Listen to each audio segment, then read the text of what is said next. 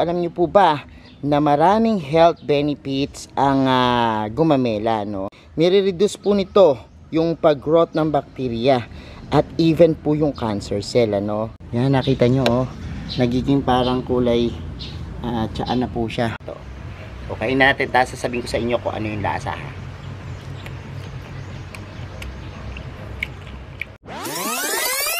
Hello everyone! This is Sir Misunapi ni Dino Park and Eco Garden and welcome back sa ating YouTube channel. And for today's video, meron akong ipipictured sa inyong halaman, ano. Ayan, nakikita nyo ba sa tenyo? O, ayan. This one po, yung ating hibiscus, no? Or mas kilala po natin sa tawag na gumamela. Isang halaman na madalas nating makita sa bakuran. Pero napakarami palang benepisyo nito, no? At yan yung malalaman nyo sa ating pagbalik. Kaya kung ready na kayo mga ka-MVP, tutok lang po.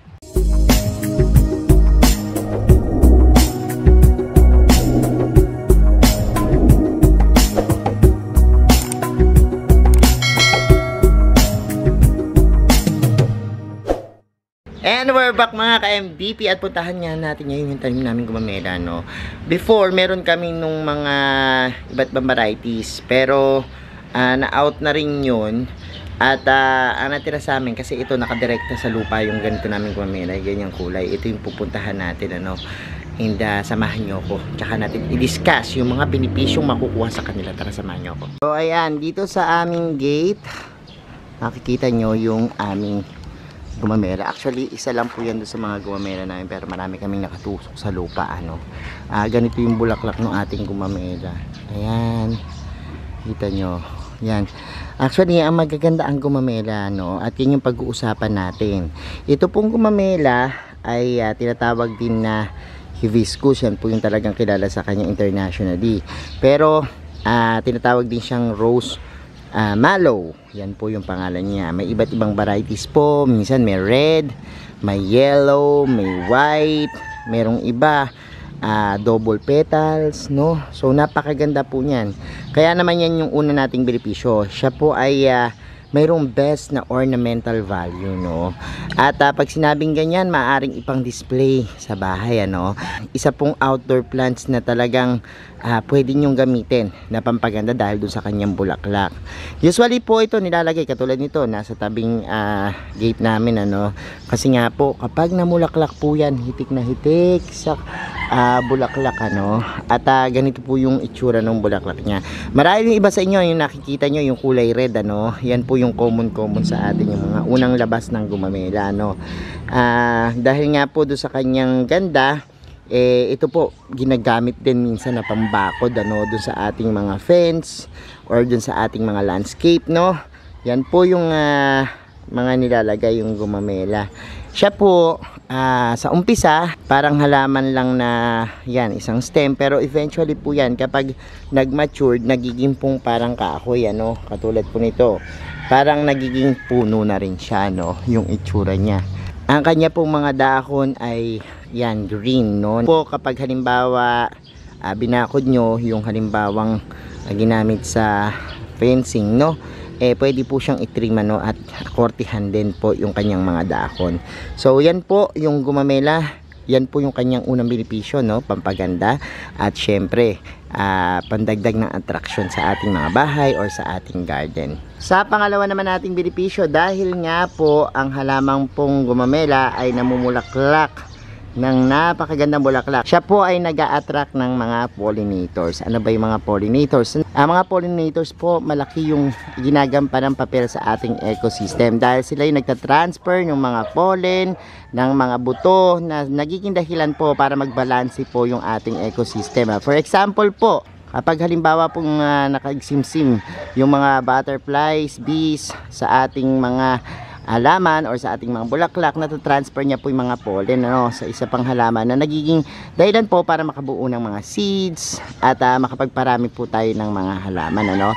At sila rin po yung nagtatransfer ng mga seeds, katulad po ng mga birds, yan din po ay nagtatransfer po sila, no, ng mga buto kung saan upang maparami yung mga puno, yan. And sa case nga po nitong ating mga gumamela, yung mga butterflies and bees, sila po yung na-attract nitong ating napakagandang halamang gumamela. Sa pangatlo nating benefits, maganda po yung symbolism and cultural value nitong bulaklak na ito, nitong halamang gumamela. Dahil po sa Hindu, siya po ay flowers ng Hindu goddess na si Kali, no? At yan po yung nagre-represent dyan sa bulaklak na yan. Ginagamit po siya sa Hindu worship. Sa Pilipinas po, maganda yung cultural value natin para sa halamang gumamela. Dahil ito, kasama minsan sa mga songs, no? At minsan po sa mga tula, kasama itong gumamela, no? Napakaganda po kasi nung isipin na ito, kinalakihan na po ng mga batang Pilipino. Kasi po, ang gumamela po, isa po yan dun sa mga ginagamit natin sa bubble making playtime na tinatawag o yung paglalaro. Kadalasan po ito nung bata pa kami, naaalala ko, kinukuha namin yung mga petals saka itong mga dahon at hinahalo namin sa sabon para po gawing mga bula-bula, laro ang bula. Comment nyo po dito kung naranasan nyo nakapaglaro kayo nung mga gumamela at nagamit nyo po sa inyong kabataan bilang laruan. Samantalang po yung mga bulaklak ng gumamela sa mga Pacific region, yan, sa mga Pacific Island, ginagamit po ito bilang pagtukoy, kapag halimbawa po ito nakalagay dun sa left ear ng isang babae, sinasabi pong ang kahulugan nun ay married na po o may asawa na yung babae. Samantalang kung sa kanan naman po nakalagay yung bulaklak na ito sa tenga, sinasabi pong single yung isang babae. Kaya nagiging pong distinction po ito kapag halimbawa pong nakasuot sa tenga ng mga babae sa mga Pacific Island, yan po yung kanilang palatandaan, itong mga bulaklak ng gumamela. Sa pang-apat na benepisyo, ang mga gumamela po ay magandang source of food, meron nga pong mga gumagawa nito ng iba't ibang recipe, at iba't ibang menu. At kasama po siya sa mga culinary sa Asia and iba't iba pang lugar. May mga gumagamit po nito as tsaa, yan po yung kadalasan ginagamit po as tea yung bulaklak niya, at marami pong nagiging benepisyo sa pag-inom ng tea na yan. Aside from that, meron pong mga nagpi-prepared ng mga ensalada, yan, taquitos, cocktail, yan po, ginagamit din po ito sa mga dessert, at meron din po gumagawa ng pizza, nagawa po dito sa hibiscus, even po yung mga tinapay, breads, meron din po niyang gumagawa, at minsan ito pong gumamela ay nagagamit as flavoring. Sinasabi nga po na medyo hawig-hawig yung taste niya sa cranberries, at yan, kaya minsan may gumagawa niya ng juice, yan, meron din po niyang gumagawa ng cocktail, at yan po, pwede po siyang maging flavorings, pwede po siyang maging recipe, pwede po maging meal, at magiging source po siya ng ating pagkain. Sa ikalima po nating benepisyo, alam niyo po ba na maraming health benefits ang gumamela, Ano-ano nga ba ang health benefits nito? Unang-una po, mataas po yung kanyang antioxidant, kaya nakakaganda po yan ng skin, at syempre healthy po yan, kasi nire-reduce po nito yung pag-growth ng bacteria at even po yung cancer cell, Sinusuport din po nito yung health ng ating heart and liver. Dinidecrease din po niya yung growth ng bacteria, Kaya napakaganda po at maganda po yung nakukuha natin dito sa halamang hibiscus o gumamela. At ang huling-huli po nating benepisyo, yung kanyang medicinal value na maaari pong magamit sa beauty and wellness, sabi ko nga po sa inyo, ito pwedeng gawing tsaa, at mamaya po ipapakita ko yan sa inyo. At yan po ay nagiging sanhi para makapagbawas tayo ng timbang, at yung weight loss na tinatawag. At noong 2014 meron nga pong pag-aaral dito, na 36 na overweight na participants yung sumalang sa pagkain ng gumamela. At after 12 weeks po, yung mga magagandang nangyari is nagkaroon po ng reduction sa kanilang body weight, body fat, body mass index, at mas naging sexy po yung mga kalahok, ano. Kaya po, maganda siya doon sa mga nagpapasexy. Pero yung ito po, marami pa rin pong na ibibigay na gamot, ano, o lunas itong halamang ito. Lahat po nung kanyang parte ng plants ay merong mga kanya-kanyang gamit, ano. Unahin na po natin yung bulaklak, ano. Yung bulaklak po, ipinanggagamot po siya sa pamamagitan po ng pagdikdik at pagkuha po nung katas nito, no, na maaari ding pakuluan, ano, yung kanyang mga bulaklak para gawing tsaa. Samantalang po yung mga dako naman po, pwede rin pong gamitin na gamot, at kadalasan po dinidikdik at pinantatapal, ano, o kaya nilalaga din po. Yung balat naman po ng kahoy niya, pwede rin pong gawing gamot yan, ano, nilalaga din po kasama po ng iba't ibang parte pa ng halaman. Yung ugat din po nito, no, yung pinakaugat ng ating gumamela, yan po, maaaring din po yung kuhanin at ilaga, ano, at inumin para maging gamot din. So ano nga ba yung mga nagagamot ng halamang gumamela? At dahil nga po ito ay antioxidant, maganda po yan, ano, na panlaban sa cancer, at syempre maganda rin po na alagaan yung ating puso at liver, ano, sa pamamagitan po ng pag-inom ng tsaa ng gumamela. Bukod po dyan, meron tayong ginagamot na pigsa. Halimbawa, kung nabalitaan nyo po, itong gumamela ginagamit sa pigsa, ano, yung pinaka batang bulaklak po, yung pabuka pa lang, katulad nito, ay yan po, dinidikdik po yan at tinatapal doon sa parte po ng katawan natin na merong pigsa. Maging po sa beke, ano, ginagamit din po yon, yung dinikdik na bulaklak po nitong gumamela ay pwedeng ipantapal sa beke. Sa sore eyes naman po, yung pinaglagaan ng ugat ng gumamela, yan po ginagamit, ano.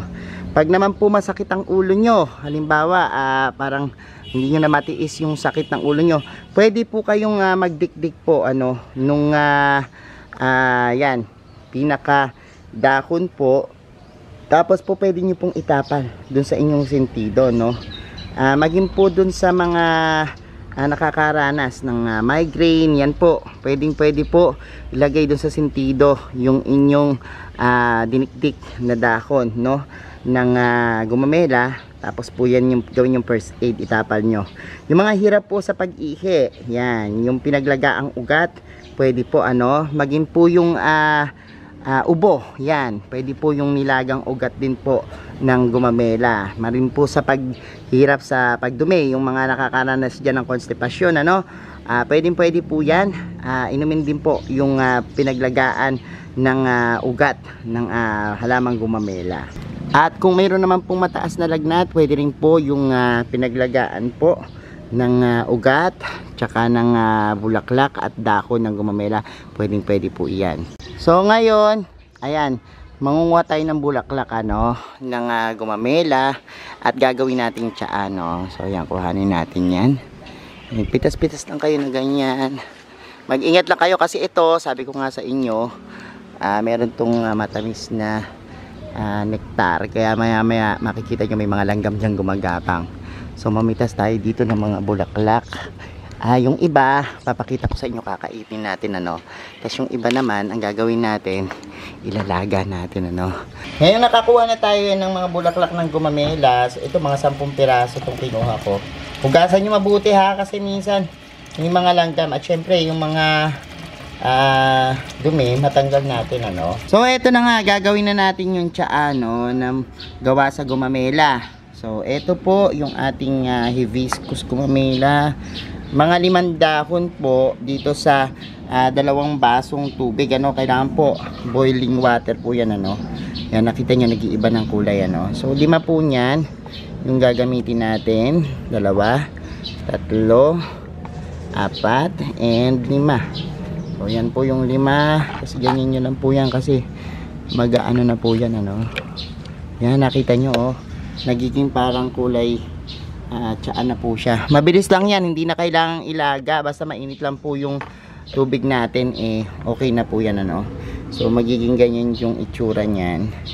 So babad lang po natin siya, 5 to 10 minutes pwede na yan, no, or pwede mas mabilis pa. So paano ba gagawin natin dito, no?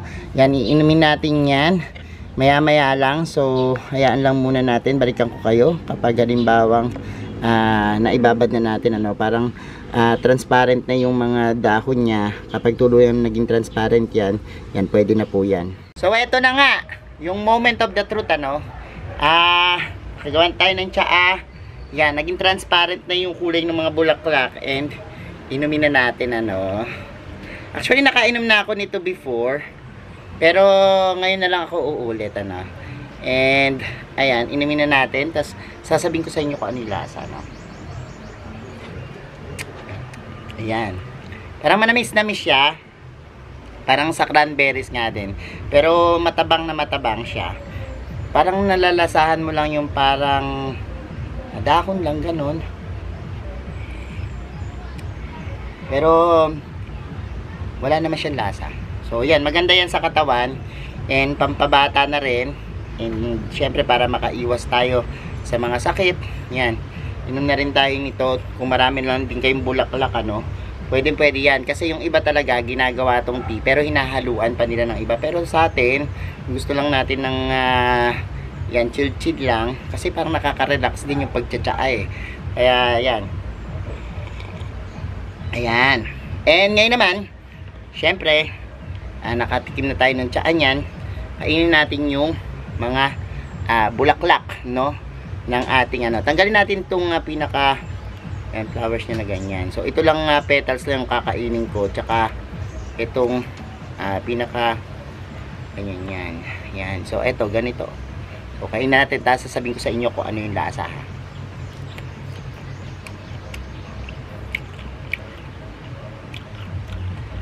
Ayan, okay naman siya. May kakaibang tamis, no? Pero normal na siya. Kapag kasi yung pinakadulo na to, medyo malagkit, ano? Pero pag yung petals lang, wala kang malalasahan.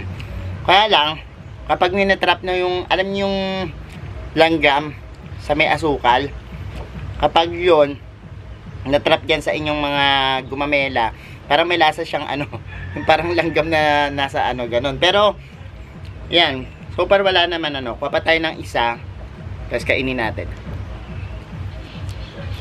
Sinama ko naman ngayon yung pinaka ganito niya.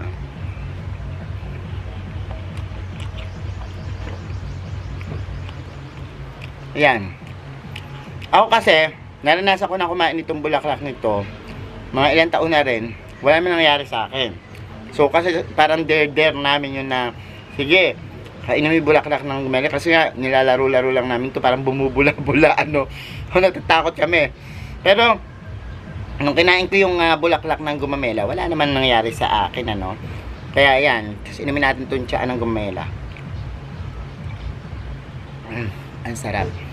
Ang sarap ng pagkain ng gumamela, tapos iinom ka nito. Ayan, sobrang okay siya, no. So ayan, kung halimbawa trip nyo lang, pwede nyo naman gawin. Pero kung hindi nyo trip, pwede lang hindi, ano.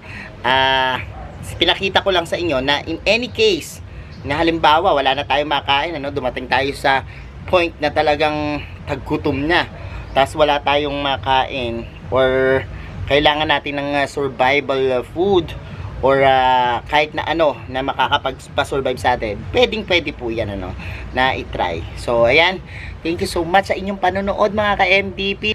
I hope marami kayong natutunan dito sa ating video, no. At kayo ba, meron ba kayong alagang gumamela? I-comment nyo dyan kung meron kayong alagang gumamela o hibiscus, ano.